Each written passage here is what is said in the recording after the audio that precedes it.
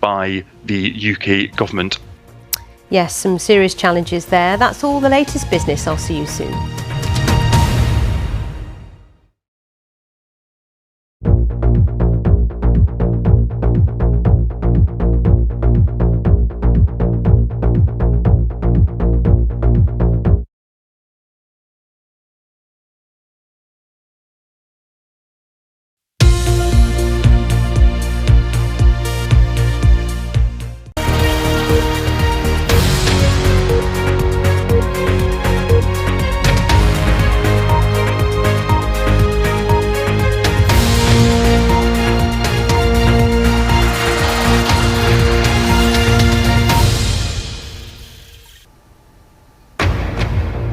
Live from London, this is BBC News.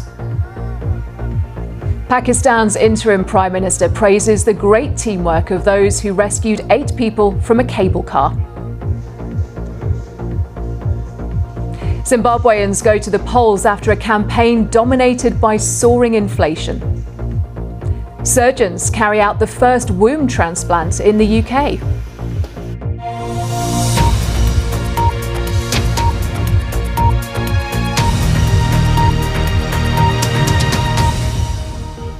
Hello, I'm Anna Foster.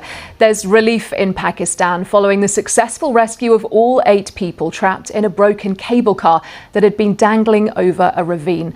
Most were extracted by local people and rescue teams using zip wires.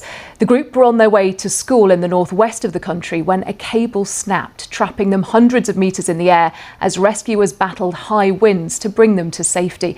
Our Pakistan correspondent Caroline Davis reports. Let's get some of the day's other news now. Spain's King Felipe has nominated the leader of the Conservative People's Party to try to form the next government after inconclusive elections last month. Alberto Núñez Feijóo will now seek a parliamentary vote. His party won the most seats at the last election but fell short of a majority, even with the support of the far-right Vox party. India is hoping to become only the 4th country to land on the moon and the first to reach its south pole. A spacecraft is due to land later today in an area where it's hoped that ice could support a future colony. The southern Texas coast has been hit by a tropical storm, leaving thousands of homes without power. Storm Harold came ashore on Padre Island near the coastal city of Corpus Christi. The storm brought more than 15 centimetres of rain in just a few hours. There weren't any reports, though, of major damage or injuries. Now, 18 people presumed to have been migrants have been killed in a forest fire in Greece, according to local authorities. Their bodies were found in Dadia Forest, which is near to the Turkish border, and work's underway now to identify the corpses, which were found in 2 groups. A coroner and investigation team are heading to the scene. A popular migrant route runs through that region. Well, our senior international correspondent, Ola Guerin, has this report. That is Wera Davis. Around the world and across the UK, this is BBC News.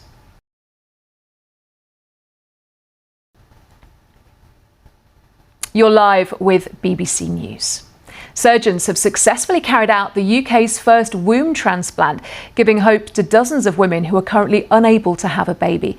This kind of life-changing surgery could help women born without a womb and those who lose that organ to cancer or other conditions, as our medical editor Fergus Walsh reports. That is Lani Chen. Now, talk about near misses. This video is quite extraordinary. It shows a driver in her 90s who reportedly lost control of her car and ploughed into an Arizona salon lobby, narrowly missing the customer that you can see there looking remarkably cool. I'm not sure I would manage to stay quite so relaxed in circumstances like that. Amazingly, the driver wasn't seriously injured, nor was anyone else in the beauty salon. A lucky escape for everybody involved. The salon has said that it could take months to restore the damage and added that it's asking for funds online to repair the shop. Stay with us here on BBC News.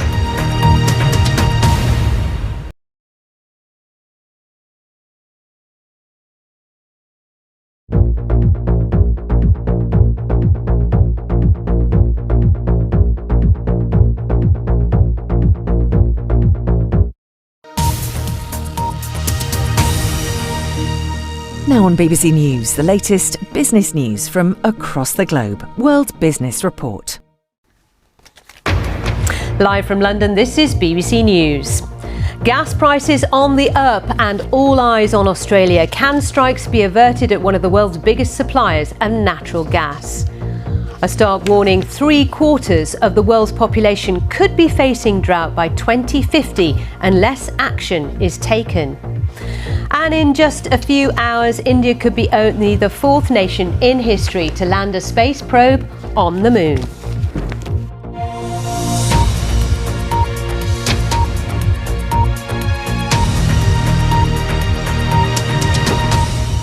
Hello, I'm Sally Bundock, which means it's time for the top business stories, and we start with energy because prices of natural gas could once again be on the up if one of the world's biggest suppliers goes on strike. Workers at 2 massive Australian liquefied natural gas plants are likely to stop work if a deal isn't reached by the end of today.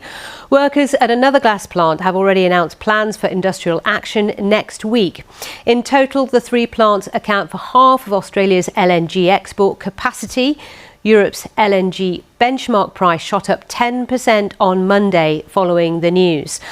Australia is the world's 2nd biggest supplier of liquefied natural gas behind Qatar.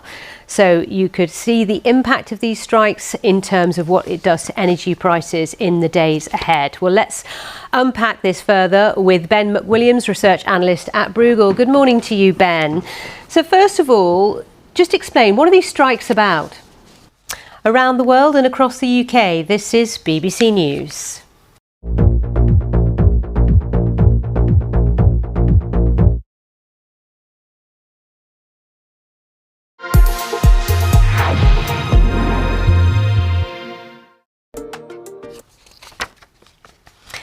You're live with BBC News. Now, if you were watching us this time yesterday, you would have caught our conversation about the potential of the so-called lunar economy.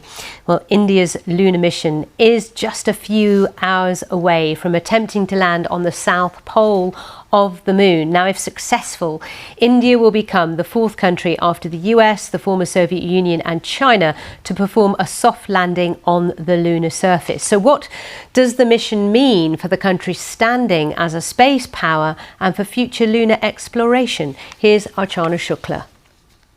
Colin Stewart there. Well, let's quickly look at financial markets in Asia, which are just wrapping up their trading session now. And it was a fairly flat session. Japan up nearly 0.5% despite data out about its factory activity shrinking for a 3rd month in August. That news out of Japan today. You're up to date on all things business. I'll see you soon.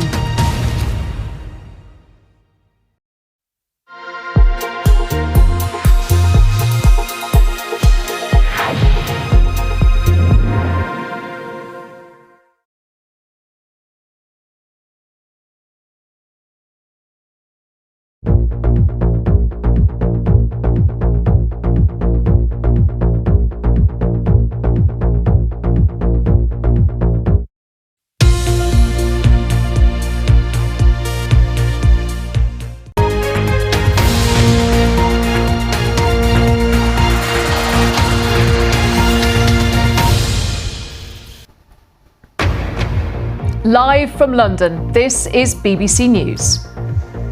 Zimbabweans go to the polls after a campaign dominated by soaring inflation. Pakistan's interim Prime Minister praises the great teamwork of those who rescued 8 people from a cable car.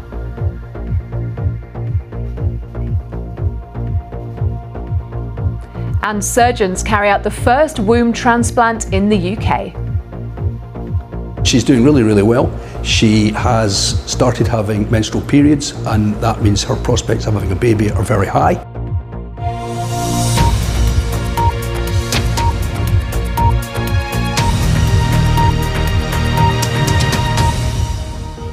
Hello, I'm Anna Foster. Voting is underway in Zimbabwe for closely watched presidential and legislative elections.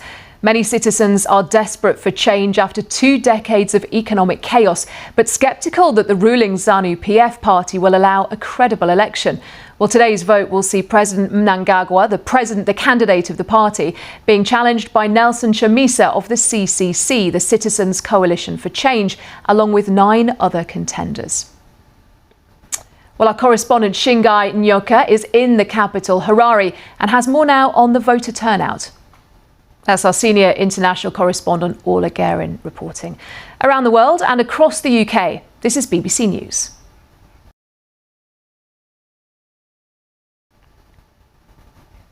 You're live with BBC News. President Putin has addressed a summit of the Brics groups of emerging economies. That's Brazil, Russia, India, China and South Africa, praising the group and saying it would meet the aspirations of the majority of the global population. Now, Mr. Putin didn't travel to Johannesburg, where the summit's taking place, but rather attended remotely due to a threat of arrest for alleged war crimes. Well, earlier I got the latest on the summit with our South Africa correspondent, Nomsa Maseko. And finally, talk about near misses. Take a look at this video, which shows a driver in her 90s who reportedly lost control of her car. You can see it ploughing into an Arizona salon lobby there, narrowly missing the customer, who stays remarkably calm. Amazingly, neither of them were injured, but the salon says it could take months to restore the damage. Stay with us here on BBC News.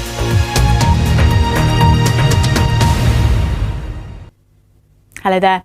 The long-lasting heatwave that's still gripping parts of southern Europe